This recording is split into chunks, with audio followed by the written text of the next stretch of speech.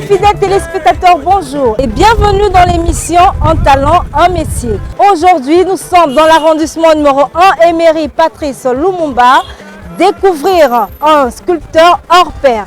Il fait rêver un bon nombre de Congolais à travers ses œuvres d'art. Sans plus tarder, je vous propose de le découvrir à travers ce portrait. Il est de nationalité congolaise de la République démocratique du Congo. Bavon Kwete est né le 29 septembre 1966 à Mweka dans la province de Kasaï occidental. Il a une taille moyenne d'1,69 m. Il est né d'une fratrie de 7 enfants et occupe le 6e rang de sa lignée. Il est célibataire mais père de 7 enfants. Il a un parcours scolaire élogieux, sanctionné par un bac+3. Ce gentilhomme a débuté sa carrière artistique en 1993 auprès de sa famille. D'ailleurs, son père fut tapissier de profession. Sa passion pour cet art, il l'acquit auprès de son grand frère à l'âge de 20 ans. Ceci pendant ses périodes de vacances. Il travaille en coopérative au marché du plateau centre-ville.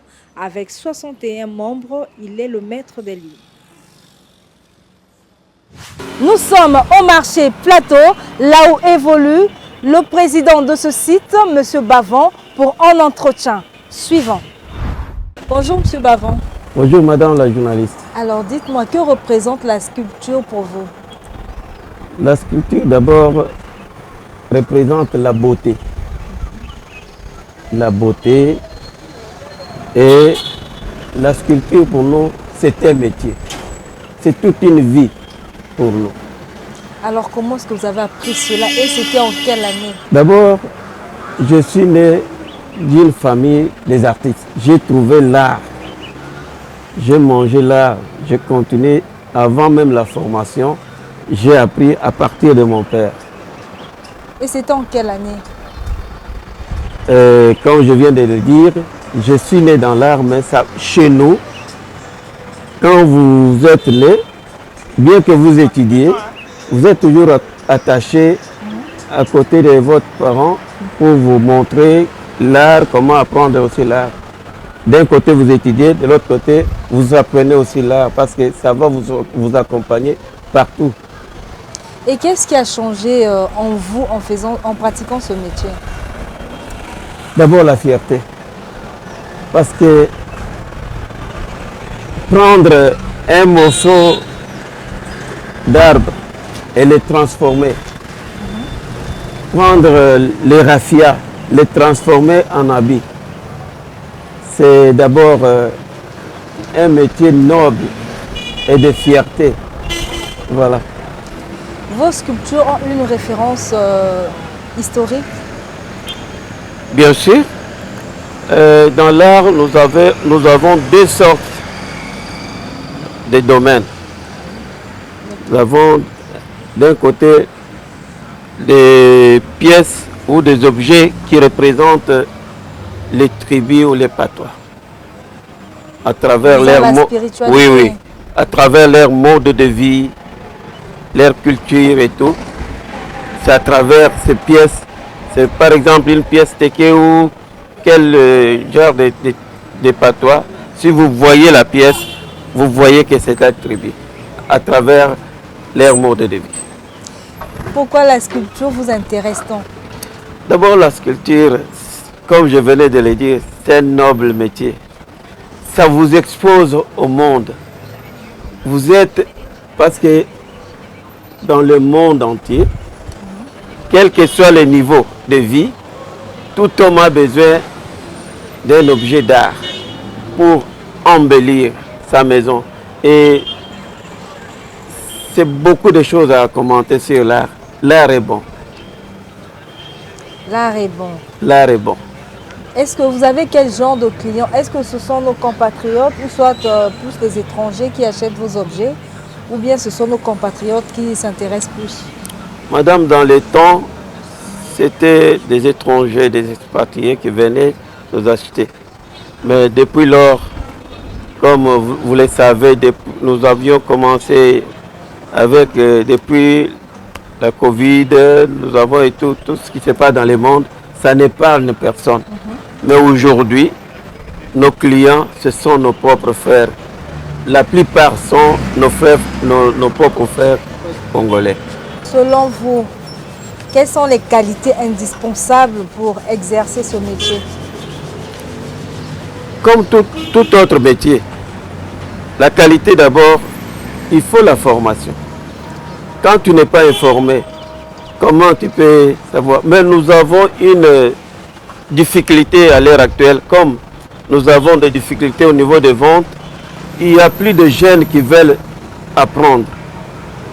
Alors que nous avançons à l'art. Nous avions appris de nos parents parce que nous étions à côté d'eux. Aujourd'hui, les jeunes s'éloignent de nous. Mais comment acquérir une formation quand vous êtes loin des formateurs? C'est difficile.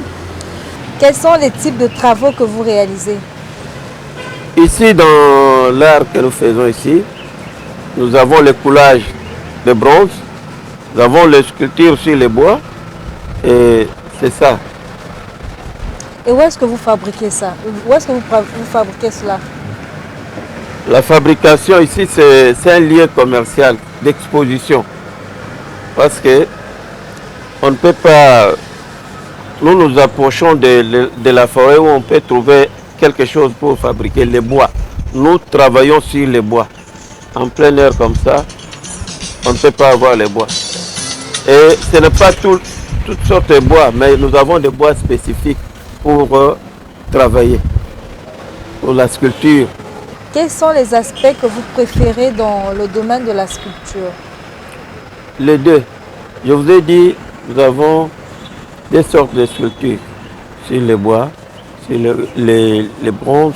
Et les bois, nous avons l'art moderne et l'art historique. Donc, je venais de vous le dire, pour identifier des patois à travers l'art, des œuvres historiques. Donc, les deux marchent de pair. Nous avons besoin de les deux.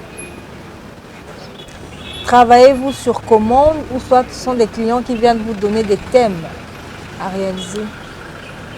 Comme je vous ai dit, il y a deux sortes d'art que nous faisons, mais nous travaillons par inspiration. C'est le client qui vient nous trouver avec ce que nous avons déjà travaillé. Mais s'il y a une modification, il y a une commande, nous allons répondre à la demande du client. Sinon, nous ne pouvons faillir à aucune commande. Nous sommes aptes à tout. Et d'où viennent vos inspirations? Nous avons des mémoires photos, non? Je vous ai dit que l'art, c'est d'abord l'esprit.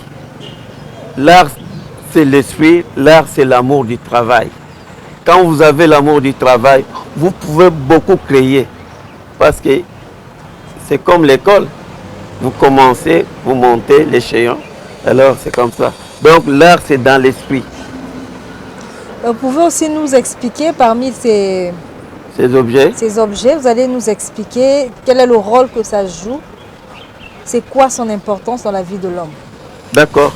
Quelle est la phase de votre processus créatif? La phase de notre processus créatif, c'est-à-dire les étapes que... Les étapes, d'abord, nous commençons par les bois.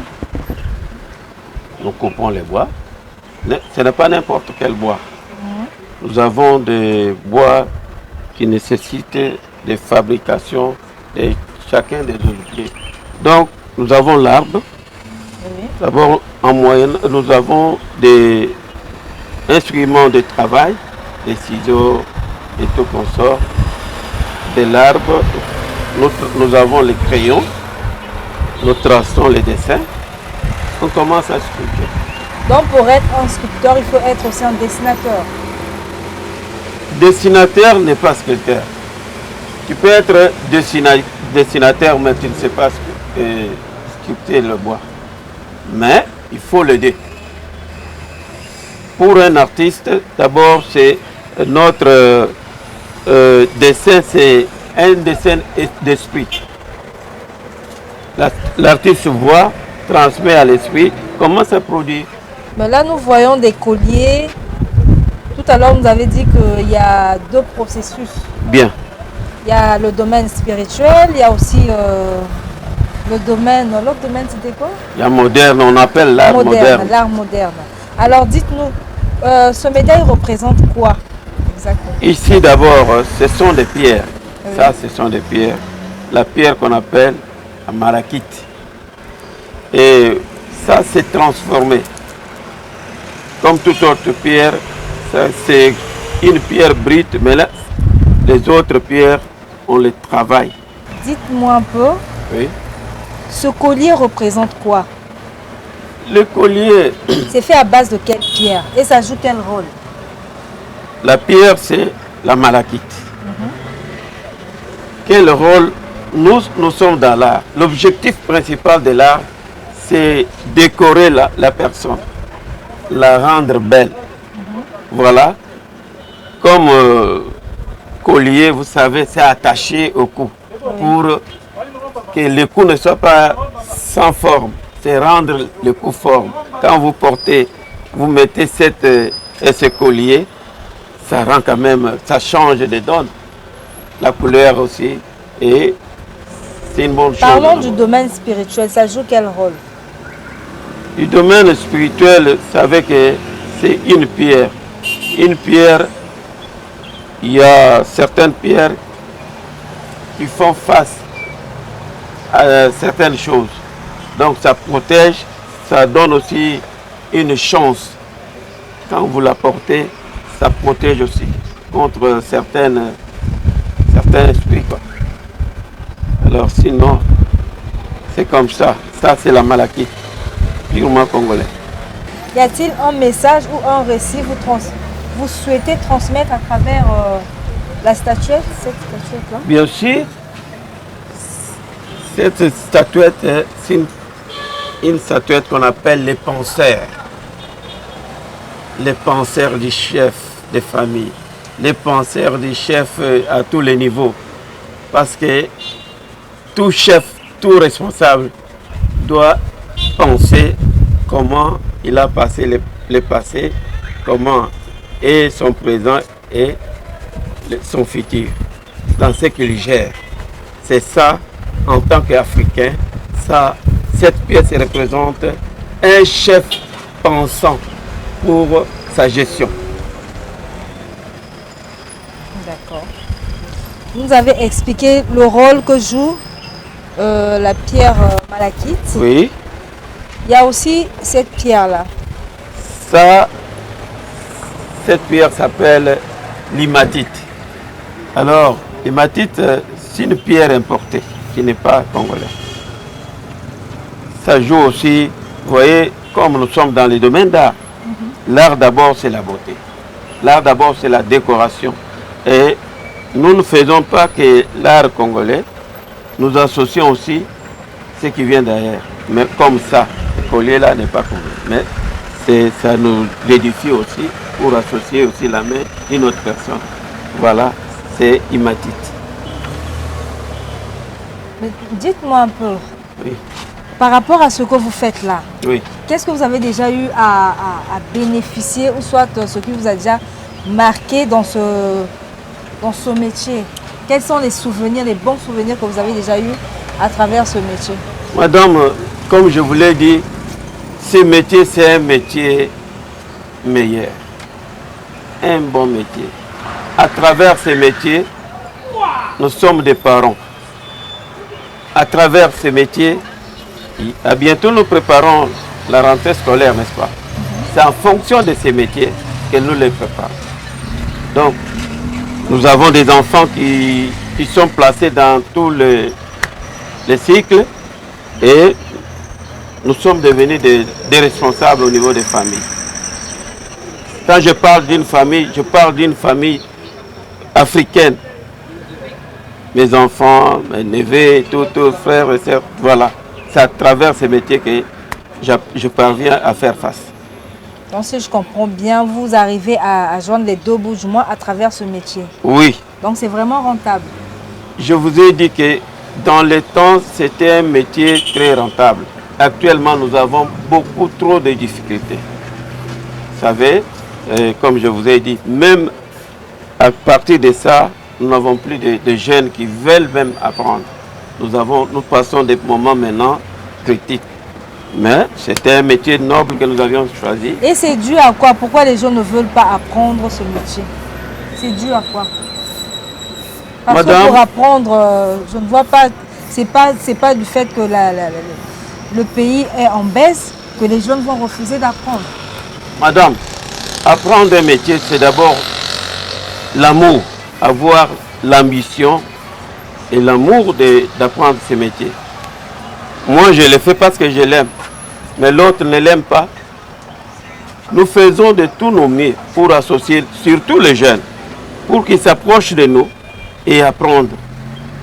Mais, je dirais 1% avance, s'attache à nous, mais les autres pourcentages s'éloignent de nous. Parce qu'ils ont vu, ils n'étaient pas au début, ils ne voient que la fin. Alors que tout peut changer dans la vie, mais les métiers restent, ces métiers universels. Nous cherchons, nous demandons aux jeunes qu'ils s'approchent toujours à nous et apprendre. Voilà. Oui, vous demandez aux jeunes de se rapprocher auprès de vous pour apprendre ce métier. Bien. Et pour pouvoir aussi s'en sortir. Et quelles sont les difficultés que vous croisez à travers ce métier-là? La première difficulté, c'est la mévente. Nous n'avons plus de clients comme avant. La première. La deuxième, comme je vous ai dit au niveau des hommes, à partir de ces méventes, nous n'avons plus de jeunes qui apprennent. C'est toujours la difficulté.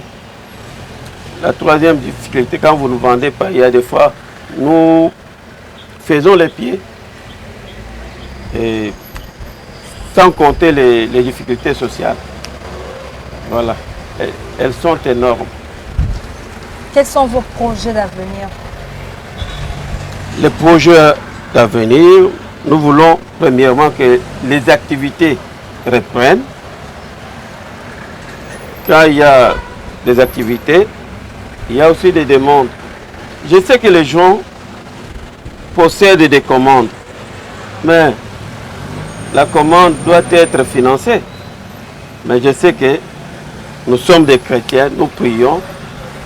Avec le temps, ça doit aller. Comme c'est notre métier, nous tenons toujours. Et quel est le conseil que vous pouvez donner aux jeunes qui veulent exercer ce métier? J'ai dit aux jeunes ceci. Ça, c'est un métier noble. Un métier qui vous met au niveau du monde. Un métier qui vous met en contact avec toutes les autorités. Parce que chacun de nous a le désir d'obtenir un objet, d'embellir sa maison et obtenir un objet d'art. Ça fait quelque chose, même un petit objet. Qu'il s'approche de nous. C'est un métier qui expose tout le monde au niveau mondial. Même ailleurs, connaissant ce métier, ils doivent se retrouver. Qu'ils soient étudiants ou pas, ils peuvent combiner. Vous êtes étudiant, connaissez aussi la sculpture. Ça va vous aider, même pas aujourd'hui, même plus tard. Aujourd'hui, la technologie a évolué. Oui. Est-ce que vous avez un site d'où vous exposez vos objets pour attirer plus de clientèle, l'attention des gens, des acheteurs, ou bien vous êtes là dans votre coin? Madame, je dois vous dire la vérité. La technologie ou la nouvelle technologie est bonne pour tout le monde. Mais nous, les artistes, nous sommes en retard. Et pour y parvenir, il fallait avoir des moyens. Nous n'avons pas de moyens suffisants. Mais aujourd'hui, c'est une chance. Je vous confie cette mission d'exploiter notre site et de nous mettre au niveau mondial. C'est ça la mission que je vous confie. Si vous pouvez nous aider à ce niveau. Parce que nous, les artistes, d'abord, nous sommes en retard en formation informatique et tout. Parce que tout ce que vous dites là, ça commence par la base. Là-bas, c'est la formation de s'adapter à la nouvelle technologie. Je vous confie cette mission, madame. Si vous pouvez le faire pour nous, ça sera une bonne chose. Merci, madame. Avez-vous déjà participé à un salon de l'artisanat? Oui, il y a des fois, mais c'est un peu rare que nous participons. Mais déjà. Voilà. Alors, quel est le message que vous pouvez aussi adresser au directeur départemental de l'artisanat et à d'autres autorités qui s'en occupent, qui sont dans ce domaine-là? Au directeur et d'autres autorités, ils font déjà beaucoup pour nous. Mais ce n'est pas de leur faute. Le problème, c'est le marché. Les objets sont là. Et nous attendons toujours que les choses s'améliorent. Donc, que nous continuons toujours à participer à des salons internes et externes. Mais ils font déjà beaucoup pour nous. Parce que nous donner un endroit, une adresse où nous sommes installés, c'est déjà beaucoup. Mais c'est la demande de fils à son père, ça continue toujours. Un fils n'arrête pas les demandes, n'est-ce pas? Mais ils font déjà beaucoup pour nous. Alors merci de nous avoir accordé cette interview. Madame, c'est moi qui vous remercie de nous avoir visité et visité notre site. Continuez à faire quand même une promotion. Nous cherchons des dames comme vous. Vous nous passez souvent ici. Nous avons besoin d'une promotion. Exposez-nous au monde, comme je l'ai dit. C'est un métier qui nous soulève et qui nous met au monde comme un oiseau vole partout. Merci beaucoup. Merci beaucoup. Merci beaucoup pour la question, madame. C'est un bon artiste. C'est un artiste sculpteur comme moi-même. Tout ce que vous avez filmé chez lui là-bas, c'est ce qu'il fait, ce qu'il travaille. Nous sommes, nous tous, des artistes sculpteurs. Tout ce que vous avez vu dans son stand, ça lui appartient. Je suis très content, madame. On va dire les trucs, oui, spirituels, oui. Et c'est en bon état? Oui, c'est vraiment en bon état. Ces bracelets, j'achète les bracelets ici, c'est en bon état et j'en revends aussi. Il me fait à un bon prix et je fais aussi le prix qui arrange mes clients. Donc je dis que j'ai un pourcentage assez élevé. Je me retrouve au fait. Congolais déjà parce que je ne paie pas le coût de transport. Je ne paie pas le coût de transport et on va dire que je vais aider mes frères congolais aussi à se retrouver. Comprenez par là que nous sommes arrivés au terme de cette émission. Merci à la maison Beth Necher pour le soutien. Merci à vous téléspectateurs. Merci à l'équipe d'Un Talent, Un Métier. Si vous voulez participer à l'émission, n'oubliez pas, contactez-nous à travers nos différentes pages des réseaux sociaux. On se dit à lundi prochain.